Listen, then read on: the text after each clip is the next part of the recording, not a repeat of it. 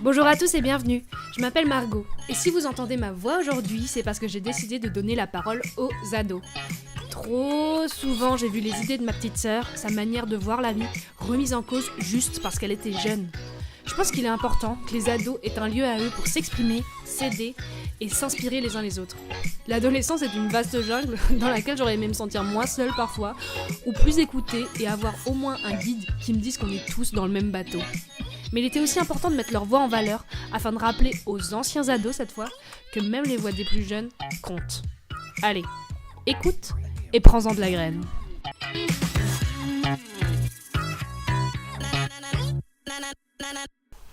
Alors, coucou Jeanne. Coucou Margot.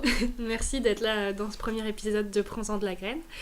C'est important pour moi que ce soit toi qui commence sur ces épisodes parce que c'est toi qui as été mon inspiration pour créer ce podcast. C'est toi qui m'as donné envie de donner la voix aux ados pour qu'ils puissent s'exprimer sur des sujets qui leur tiennent à cœur. Et voilà. Du coup, je voulais te présenter un petit peu. Tu t'appelles Jeanne, t'as 14 ans, t'es collégienne. Oui. Qu'est-ce que tu voudrais rajouter à cette étiquette de collégienne de 14 ans ? Quelle sorte d'humain tu penses que t'es sur Terre ? Je pense que je suis quelqu'un qui a pas mal de joie de vivre. J'aime beaucoup rire, j'aime beaucoup profiter de ma journée, passer beaucoup de temps à faire plein de choses. Et j'aime beaucoup les animaux aussi. J'aime beaucoup passer du temps avec eux, en prendre soin. Et voilà, je pense que je peux être assez surexcitée et assez calme.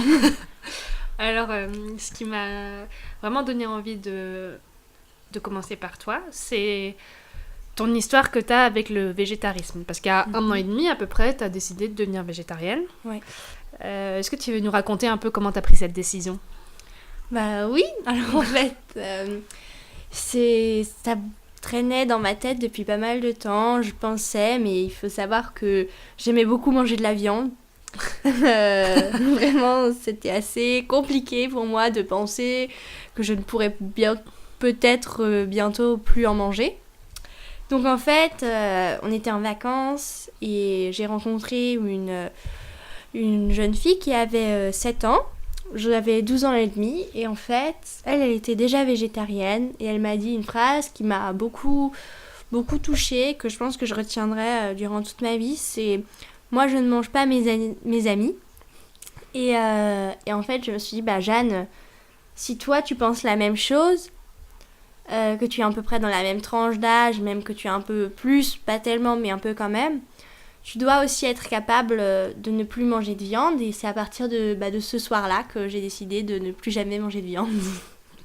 Alors, quand tu as décidé ça, je me souviens, ça a été un peu difficile déjà de l'annoncer à ton entourage. Ouais. Parce qu'il y a beaucoup d'adultes de notre famille qui se disaient que c'était juste une passe ou qui n'étaient pas contents que tu fasses ça. Et au fur et à mesure, on s'est rendu compte aussi qu'il n'y avait pas que les gens de notre famille qui pensaient avoir leur mot à dire sur ton choix, mais aussi des adultes que tu connaissais ni d'Ève ni d'Adam, et tu les rencontrais et je sais pas comment ils apprenaient que tu étais végétarienne et tout d'un coup ils te disaient « What ?»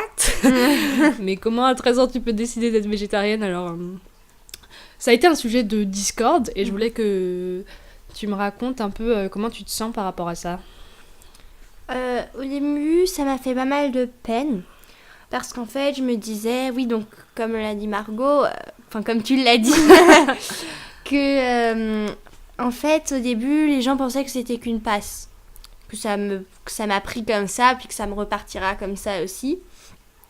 Et puis, donc au début, ça n'a pas tellement fait d'histoire pendant quelques semaines, puis quand ils se sont rendus compte que je voulais continuer vraiment sur cette voie, que je regrettais pas du tout mon alimentation d'avant, c'est vrai que ça a commencé à devenir un sujet un peu difficile parce que ils avaient peur pour moi et ils pensaient savoir beaucoup de choses à propos du végétarisme qu'ils ne savaient pas forcément.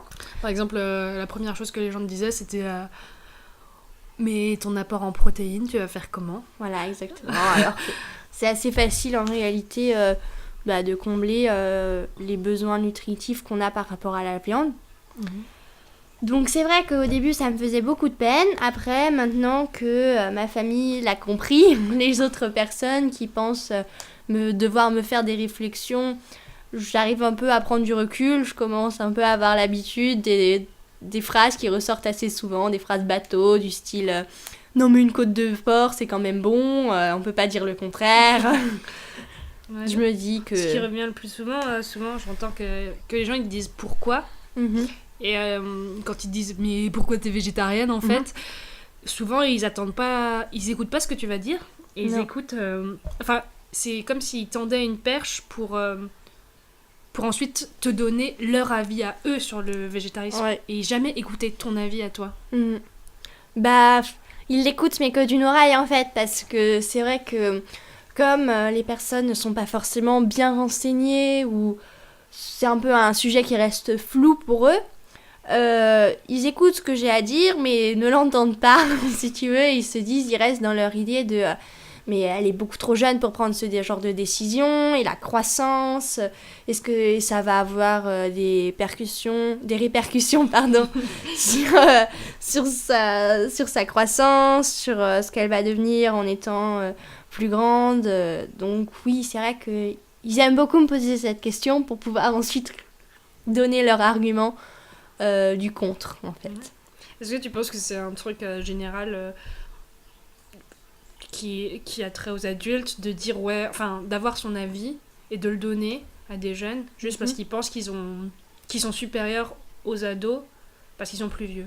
Tu penses que tous les adultes ont cette tendance-là à donner leur avis alors qu'on leur demande pas?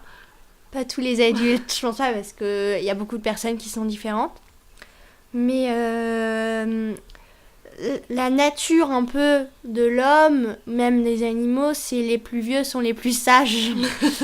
Et ce qui peut être vrai dans certains cas, mais il faut savoir qu'il y a des personnes qui sont pas forcément sages dans tous les âges. Et donc oui, ils pensent avoir un peu une meilleure vue de la situation, avoir un meilleur retour sur ce qui se passe, mais en réalité, c'est pas forcément le cas. Et ils donnent beaucoup leur avis pour au final pas grand-chose.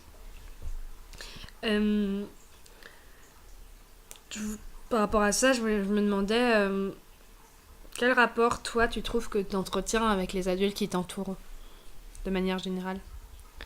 Avec les adultes qui m'entourent, c'est-à-dire les adultes de la famille? Ça peut être la famille, ou ça peut être les profs, ou ça peut être les adultes qui sont dans ton entourage. Et tu trouves que t'as quoi comme rapport en tant qu'ado de 14 ans? Et pas juste en tant que ta personne. Ou est-ce que tu trouves justement qu'ils te regardent plutôt comme une personne qu'il faut considérer Je connais une personne qui m'a déjà dit que en fait, on est un adolescent, on est un enfant, on est dépendant du parent, il est responsable de nous, mais on est une personne à part entière. D'autres personnes m'ont déjà dit aussi, mais en fait, tu n'es qu'un adolescent, tu ne peux que être là pour écouter ce qu'on te dit de faire.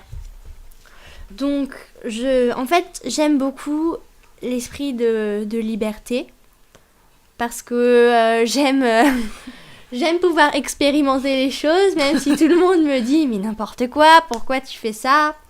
Donc c'est vrai que les adultes ont souvent ce regard un peu sur moi comme d'un enfant qu'il faut vraiment protéger et qu'on ne doit pas laisser faire de bêtises, alors que j'aimerais parfois plutôt expérimenter par moi-même, puis voir ce que ça donne après. Est-ce que du coup, par rapport à ça, toi tu te sens juste dans un corps d'ado? Est-ce que tu as l'impression d'être vraiment... qu'il faut te considérer comme une ado quand on te voit de l'extérieur? Ouais, je pense qu'il faut... Non, pas forcément comme une ado, mais comme une personne, mais qui est plus jeune, qui a pas forcément autant d'expérience qu'une autre, qui peut faire des erreurs, mais comme tout le monde, même comme une personne qui est plus grande. Je pense pas que ça ait tellement à voir avec l'âge, même si c'est vrai que je connais moins de choses, que j'ai moins vu de choses qu'une personne qui est plus âgée. Mais il faut savoir aussi que même si on est plus jeune et qu'on a moins vu, on peut avoir un avis qui peut évoluer. mais qui est quand même notre avis. Et puis les adultes sont là aussi pour t'appuyer et t'aider à faire évoluer ton avis. Ouais. Tu penses que du coup, en imposant leur avis, ça marche pas comme ça pour faire grandir les esprits ou... Non, je pense que c'est bien de montrer en fait tout ce qu'on peut avoir comme avis. Tu vois ce que je veux dire ? Ouais. C'est-à-dire d'avoir un regard ouvert sur tout ce qui se passe, de dire voilà, moi je pense ça. À toi de te faire ta propre idée, tu vois. Parce que justement c'est ça, c'était lorsque j'étais plus petite en fait, l'idée d'être végétarienne, c'était l'idée propre à beaucoup de personnes de mon entourage, de manger de la viande et de ne pas être végétarienne. Et au final, en grandissant, quand j'ai vu qu'il existait d'autres choses, j'ai changé d'avis et je me suis dit non mais en fait j'ai pas envie de faire ça, tu vois. Et au final, même dans notre famille, le fait que toi tu deviennes végétarienne, ça commence à changer les mentalités au sein même de notre famille. Alors peut-être pas des personnes d'un âge plus avancé, mais moi j'ai commencé à réfléchir à ma propre alimentation. Lucille, notre deuxième sœur aussi. Même maman, elle a envie de réduire la viande et puis du coup elle influe un peu toute la famille puisque c'est elle qui cuisine. Mais c'est toi qui influence ça, c'est toi qui a lancé ça et qui a eu ce projet en fait de faire ça dans ta tête. Et est-ce que tu penses que à 14 ans on peut lancer des grands projets qui ont du sens ? Ouais, je pense que c'est possible. Je pense qu'il faut avoir pas mal de courage. Je dis pas que moi ce que j'ai fait, il faut avoir beaucoup de courage parce que c'est à petite échelle, mais pour lancer des grands projets à grande échelle, je pense qu'il faut avoir beaucoup de courage pour faire ça à 14 ans. Comment tu te sens par exemple par rapport à la petite fille de la COP21 là, qui a fait un discours incroyable sur l'écologie et qui disait à tout le monde de se bouger le cul pour changer les choses parce que ça suffit. Je me suis sentie toute petite un peu, je me suis dit oula, moi qui pensais avoir déjà un regard extérieur, c'est comme un grand sage, tu vois, je me suis dit elle a le même âge que moi, peut-être un peu plus, peut-être un peu moins, mais ça n'a pas trop d'importance. Elle a déjà toute cette assurance. Elle sait exactement ce qu'elle veut, elle est sûre, elle y va, tu vois. Elle s'en fiche vraiment de ce que les autres peuvent penser, elle le dit elle-même d'ailleurs. Au bout d'un moment, elle dit moi je m'en fiche d'être populaire, ce que je veux c'est juste aider la planète. Et je me suis dit mais c'est ça aussi, tu vois, mais en fin de compte, elle a quand même beaucoup de courage parce que tout le monde l'a vu, toute cette vidéo qui a fait le tour là. Qu'est-ce que tu penses tu penses qu'il te manque quoi comme étape dans ton développement personnel pour arriver à être une personne qui ressemble à cette petite fille ? Qu'est-ce qui te manque pour être un peu comme elle ? Pour avoir la même conviction qu'elle ? Peut-être un peu d'assurance. J'avoue que je me dis souvent que cette assurance, elle viendra en grandissant. Comme je serai un adulte, les personnes me prendront peut-être plus au sérieux par rapport à leur habitude, même si... Je pense qu'il faut prendre les adolescents au sérieux dans ce qu'ils sont, savoir leur globalité, mais quand même comprendre ce qu'ils veulent dire et pas forcément partir du principe que c'est bête. Mais je pense que c'est quand même plus facile lorsqu'on est un humain de faire entendre ce qu'on aimerait que lorsqu'on est un adolescent, pardon. Et comment tu penses que... Enfin, t'as dit en grandissant, mais comment tu penses que tu peux construire au fur et à mesure... cette confiance en toi. Est-ce que tu as envie... c'est quoi tes objectifs pour plus tard, par exemple ? Et comment tu comptes les atteindre ? Moi, j'ai toujours... En fait, j'ai envie vraiment de faire bouger les choses, tu vois, mais j'ai un peu l'espoir qu'il y ait quelqu'un qui le fasse entre-temps, tu vois. Puis je me dis, je pense beaucoup de choses, j'espère beaucoup de choses, mais est-ce que ça va vraiment se passer ? Mais moi, vraiment, mes projets pour l'avenir, c'est déjà agir pour la planète, même si c'est que pour... c'est pas forcément dans la politique ou avec des personnes vraiment très influentes sur nos vies, sur notre pays, sur notre planète. Et déjà, à mon échelle, je sais que dans ma vie, il n'y a aucun moment, je pense, pour le moment, je pense que au bout d'un moment, je vais totalement me retourner et me dire mince quoi, j'en ai marre de faire tout ça pour la planète, de toute façon ça sert à rien, on vit notre vie. Il y a toujours des moments comme ça, mais après ça change quand même les choses. C'est les petits gestes qui font des grands changements, c'est ce que tu dis. Ouais, il n'y a pas de petits gestes pour la planète. C'est important, je pense, de continuer. même si c'est que des petites choses. Et j'espère continuer ça quand je serai plus grande et le faire évoluer. Après, dans quel sens, je sais pas encore parce que j'attends plein de choses de mon futur, j'espère plein de choses. Je me vois vétérinaire de campagne avec 2 grands chiens qui me suivent partout super bien dressés. Est-ce que c'est vraiment ce qui va m'arriver ou alors je vais travailler dans un bureau à Paris? Je sais pas encore. Est-ce que tu as l'impression que tu es un peu seule dans ta génération à avoir des grands espoirs comme ça ou tu as l'impression que les gens autour de toi, de ton âge, ils sont touchés comme toi? Ils savent ce qui se passe. Ils sont au courant, parce qu'on ne peut pas trop passer à côté, à part si on n'a pas du tout envie de prendre conscience de la situation de notre planète. Ils sont au courant, mais j'ai l'impression, enfin je sais pas après si c'est ce que je ressens moi ou c'est ce que tout le monde ressent. Quand j'entends des choses, à propos de la planète, quand j'entends tout ce qui se dégrade, ça me fait une peine intérieure. Je me sens coupable en fait. À chaque fois que je prends la voiture, je me dis mince et tout ça. Et en fait, j'ai pas l'impression qu'il y en ait beaucoup qui aient la même conscience. Pas forcément conscience en fait, mais qui aient une sensibilité à ce niveau-là. Mais je me dis que peut-être qu'en grandissant, ils vont l'apprendre parce que de toute façon, s'ils évoluent pas dans ce sens, dans leur sensibilité, dans le fait de prendre conscience vraiment de tout ce qu'on doit faire et que tout est important, on va pas y arriver. Et du coup, est-ce que cette distance, tu la sens souvent? Est-ce que ça te gêne, cette distance que tu sens par rapport à tes camarades? Non, parce qu'ils savent comment je suis. Après, je sais pas, je suis dans une classe avec des personnes depuis longtemps. Ils savent comment je réfléchis, comment je suis, que j'aime les animaux, mais que j'aime la planète, que j'ai envie d'en prendre soin.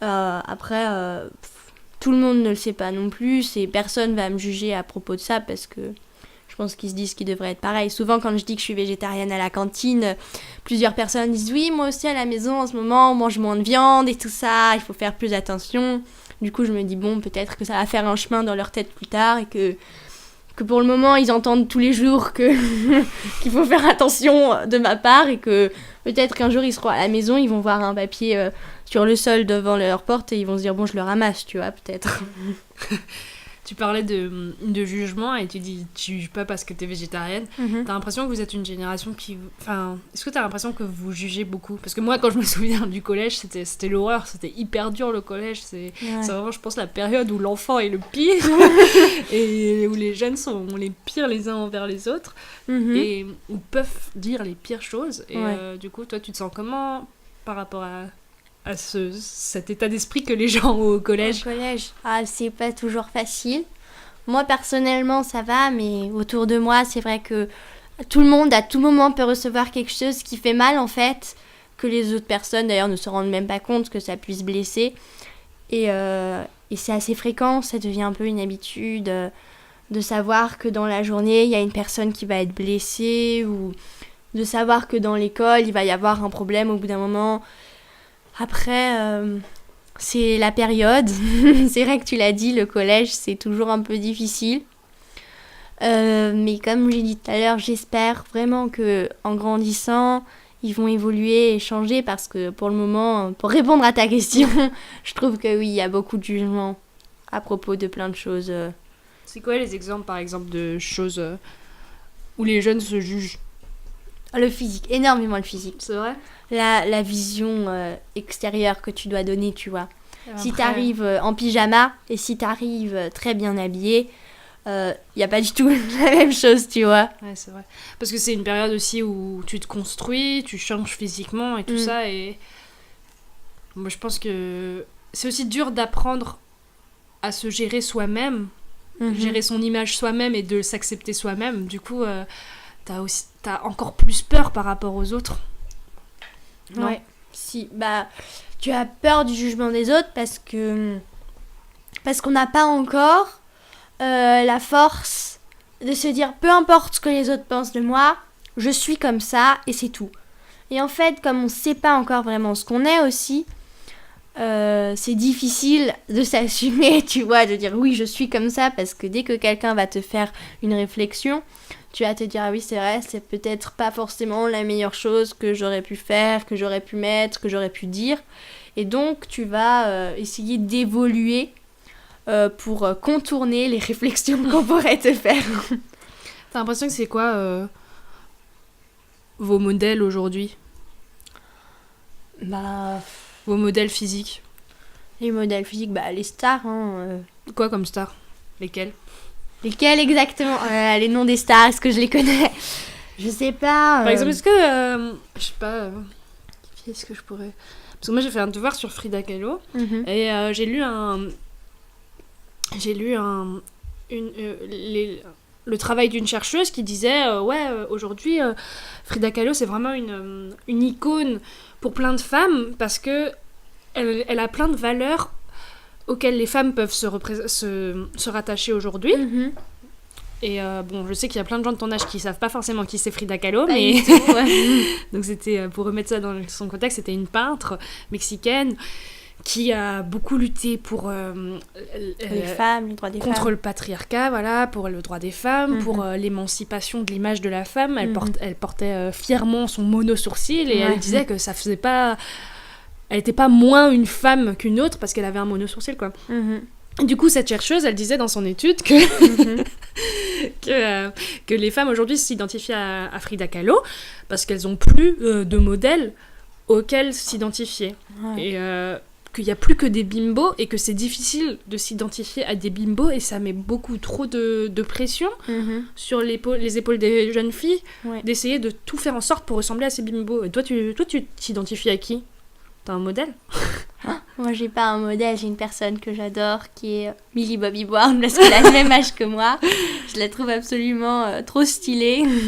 Parce qu'elle est investie dans plein de trucs, justement, parce qu'elle y va, elle a pas peur, tu vois. Enfin, c'est l'image qu'elle donne. Après, est-ce que c'est son vrai caractère ? Je sais pas, mais elle y va vraiment, tu vois, et elle se bat pour plein d'associations. Donc ça, je trouve ça assez extraordinaire pour notre âge. C'est comme la petite fille.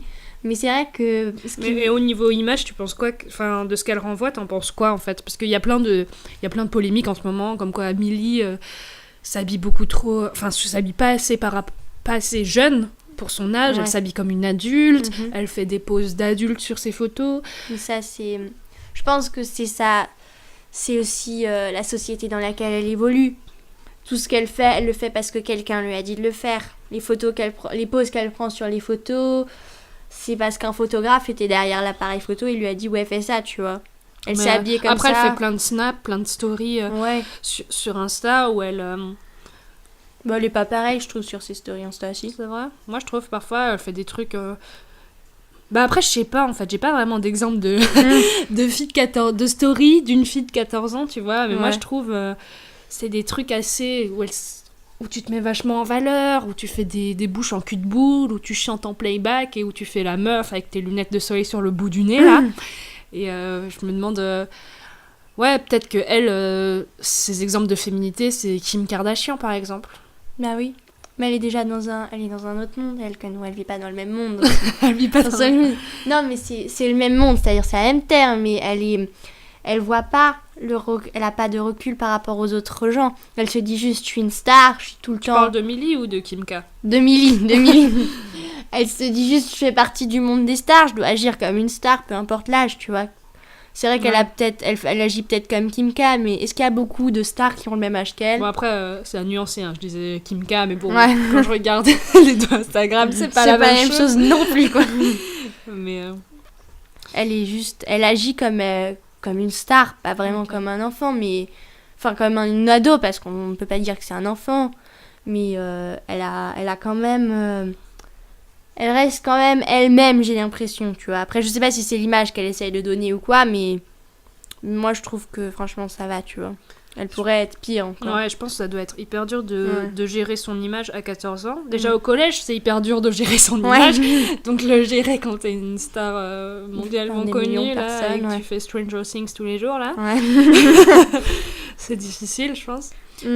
Et du coup, c'est aussi, tu t'identifies aussi à elle physiquement, je veux dire, au niveau des codes de beauté ou des choses comme ça. Qu'est-ce qui t'inspire au niveau des codes de beauté ? J'aime beaucoup son visage, je la trouve très belle. Parce qu'elle a aussi un peu des dents de traviole, je sais pas si t'as déjà vu, mais je trouve ça super stylé. Mais Comme les tiennes. oui, un peu comme les miennes. Mais au niveau vestimentaire, je m'identifie pas du tout à elle parce que je sais justement qu'elle est habillée par des habilleurs professionnels, des personnes qui réfléchissent ses tenues 10 jours à l'avance. Alors que le matin, je suis tellement en retard que je réfléchis pas du tout à ce que je vais mettre. Du coup, non, niveau vestimentaire, je m'identifie pas trop à elle. Et t'as une idée de à qui tes potes s'identifient un peu? Pas trop. Je pense que c'est surtout des chanteuses.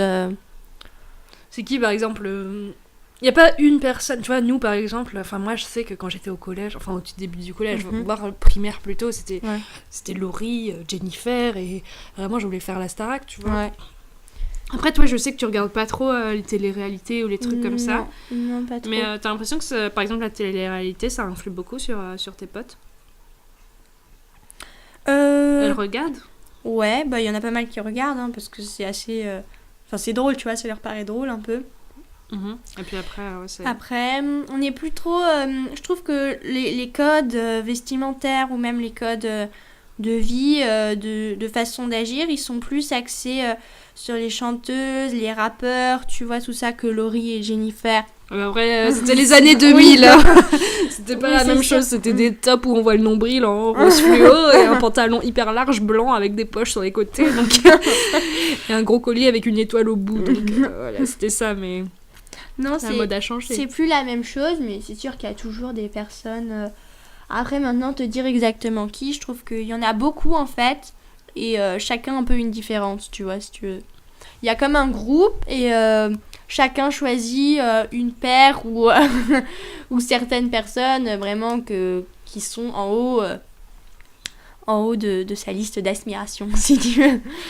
Et par rapport aux garçons, t'as une idée, toi, de qu'est-ce qui les inspire, qu'est-ce qui les influence dans tout ce qu'on vient de dire?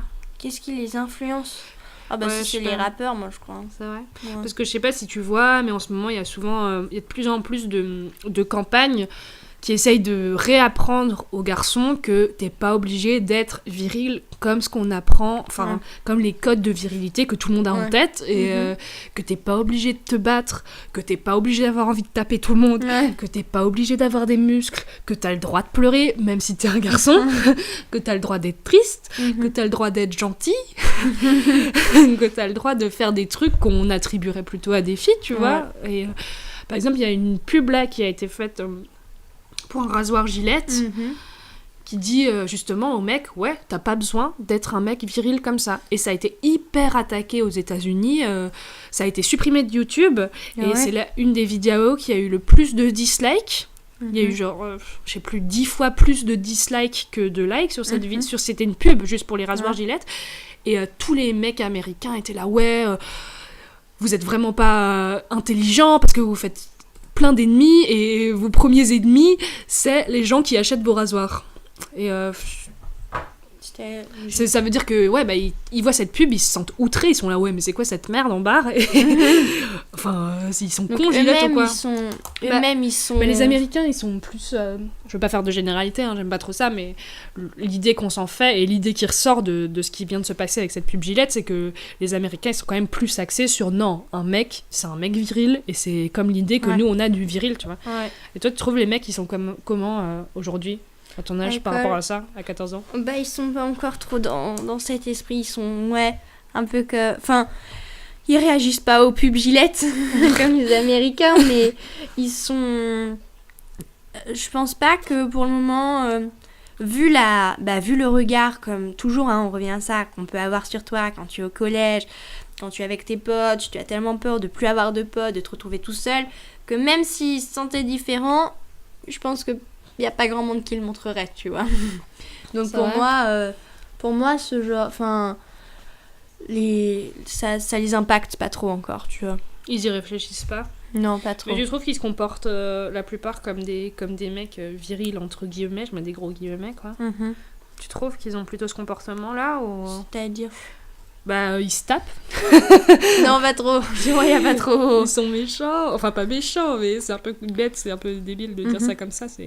faire des généralités, mais tu trouves pas que... Du coup, tu trouves pas que les mecs, de manière générale... Parce que moi, je sais pas, au collège, il y avait tout le temps... chaque récré, il y avait une baston, quoi. Et c'était des mecs. Ouais. Et tout le monde criait « Baston !» Et on courait. Et tout le monde se mettait autour. Et voilà, quoi. Et c'était souvent des mecs, c'était pas des meufs, quoi. Donc, Après, on n'était pas dans le même collège non plus. Mais moi, il y a pas tellement de bastons. Enfin, il y a toujours des bastons. Il y a toujours un peu leur fierté, tu vois, comme ça. S'il y en a un qui arrive, ils font toujours semblant, tu vois, qu'ils vont venir le frapper. Mais en réalité, il n'y a jamais personne qui y va, tu vois. Mais il n'y a pas tellement de bastons ou quoi que ce soit. Après, c'est aussi sur leur façon d'être, tu vois. Ils font pas... quand il y a quelque chose qui va pas, ils le montrent pas. Ils vont pas commencer à raconter leurs problèmes ou quoi que ce soit. Ils vont juste pas trop parler, être un peu dans un coin pendant un jour ou deux, et puis après ils reviennent, tu vois. Enfin, pour moi, c'est un peu ça, tu vois. Après, je dis pas que les filles racontent leurs problèmes à tout le monde, mais que souvent les filles ont une pote ou même un pote à qui elles aiment se confier, tu vois. Et je sais pas si chez les mecs il y a tellement ça, tu vois. Ils se confient, mais il y a pas trop de secret girls, tu vois. tu trouves que c'est un problème de garçon de pas se confier? Ou de pas dire ses sentiments, de manière générale? Je crois que c'est un problème de garçon de collège. Parce que je trouve qu'ils peuvent se confier, mais que ils ont peur du regard, tu vois, qu'on pourrait porter sur eux, donc ils osent pas, quoi. Ils sont juste... Après, il y a des garçons, même à mon age, qui se confient pas trop, quoi, qui disent pas vraiment... Ah ouais, ça peut être des filles aussi, hein. Bah, une fille, moi je trouve qu'une fille, elle dit plus facilement... elle laisse plus facilement transparaître ses émotions. Ouais. Elle apprend moins à les garder pour elle. Et je sais pas à quoi c'est dû. Peut-être c'est dû au fait qu'on voit plus souvent dans les films les filles pleurer. Du coup, c'est vrai. C'est vrai que on se dit, c'est normal, on peut pleurer, tu vois. Tu vois. Ou je sais pas, t'en penses quoi, toi? Que dans les films, on voit plus souvent les filles pleurer, ou quoi? Que les filles... c'est comme si la société leur permettait plus de montrer leurs émotions. C'est vrai, moi je suis d'accord avec ça. Je pense que les filles, d'un côté, elles sont toujours... on leur dit toujours, oui... on les met toujours dans des cases. Enfin, pas dans des cases, mais c'est-à-dire qu'on lutte quand même depuis pas mal d'années de pouvoir être libre et tout ça, d'avoir la même égalité que les hommes et tout ça. Mais je pense quand même que les filles, par rapport aux hommes, donc ça, je sais pas si c'est un point positif ou négatif, ont plus le droit dans la société de laisser paraître leurs émotions, de dire juste que ça va pas, tu vois. Que les hommes, c'est vrai que je pense qu'ils ont peur un peu, si jamais ils disent ça, du regard qu'on pourrait avoir sur eux. Même si ça arrive, parfois, tu vois, il y en a qui disent, ouais, juste, ça va pas, tu vois, ça... Mais c'est plus rare que si j'aime qu'une fille, quoi. Ouais. Bah, écoute, merci. C'était intéressant. Là, on arrive déjà à 30 minutes, et je pense que c'est pas mal pour un premier épisode. Ouais. Je voulais juste terminer avec... clôturer cet épisode avec une dernière question qui retracerait un peu... tout ce qu'on a dit par rapport à les rapports que tu as avec les adultes et avec le monde des adultes de manière générale. Est-ce que tu as hâte d'être un adulte? Ouais, moi j'ai hâte d'être un adulte. J'ai hâte d'être un adulte parce que je vais pouvoir mettre en place plein de projets que j'ai dans ma tête, pouvoir expérimenter plein de choses, avoir une maison, pouvoir choisir là où je vais aller vivre... pouvoir avoir des enfants avec lesquels je vais pouvoir expérimenter une éducation qui dans ma tête me paraît très libre, je les vois courir dans la forêt, tu vois. Et j'ai hâte d'être un adulte parce que je pense que c'est une ouverture sur un monde de plein de choses, mais être un enfant c'est bien aussi, être un ado c'est cool aussi, tu vois, mais être un adulte c'est stylé. Tu penses qu'il faut profiter du temps quand t'es un adulte, un enfant? Bah oui, d'un côté il faut profiter un peu parce que j'ai le droit encore de faire pas mal d'erreurs et tant qu'elles sont pas trop graves on va encore me pardonner assez rapidement, tu vois. Tu penses que quand t'es plus adulte t'as pas le droit de faire d'erreurs du coup? Si, je pense qu'on a le droit de faire des erreurs mais que c'est plus difficile de les rattraper. Pourquoi? Bah parce que quand t'es un adulte souvent les erreurs que tu fais sont vus par plus de personnes que quand t'es un enfant. Quand t'es un enfant, tu rentres chez toi et tu dis maman, j'ai fait un problème, ou même papa, j'ai eu un problème, tu vois. Et là, tu leur racontes et puis ils s'arrangent un peu pour essayer d'arrondir un peu, de trouver une solution, alors que quand t'es un adulte, tu dois trouver toi-même la solution, tu vas te débrouiller. Et plus de personnes peuvent te dire mais c'est du n'importe quoi, qu'est-ce que tu as fait là, c'est du n'importe quoi. que quand t'es un enfant où les gens se disent bon, il est encore un peu insouciant, il est un peu bête, c'est pas grave. Les jeunes sont pas très intelligents, c'est ce que je te dis. J'ai pas dit ça non plus. Ok. Bah merci beaucoup, ça m'a fait hyper plaisir de pouvoir lancer ce projet enfin et de le faire avec toi. C'était hyper cool. J'espère que ça t'a plu aussi. Bah oui, beaucoup. Moi, ça m'a fait plaisir d'être la première sur ce podcast. Est-ce que t'as un petit mot à faire, une dédicace comme sur Skyrock ou un truc comme ça? Surtout de prendre soin de tout ce qu'on fait, de réfléchir à ce qu'on fait, à l'impact que ça a, que ce soit sur la planète, mais aussi sur les autres personnes, sur les animaux, sur tous les êtres vivants. Et de prendre conscience de ce qui nous arrive et essayer de faire ce qu'on peut pour devenir quelqu'un de plus responsable. Bah merci beaucoup. Merci à toi si t'es encore là, ça m'a fait hyper plaisir de tourner ce premier épisode et j'espère que vous avez autant kiffé que moi. On se retrouve bientôt pour un nouvel épisode et en attendant, prenez soin les uns des autres.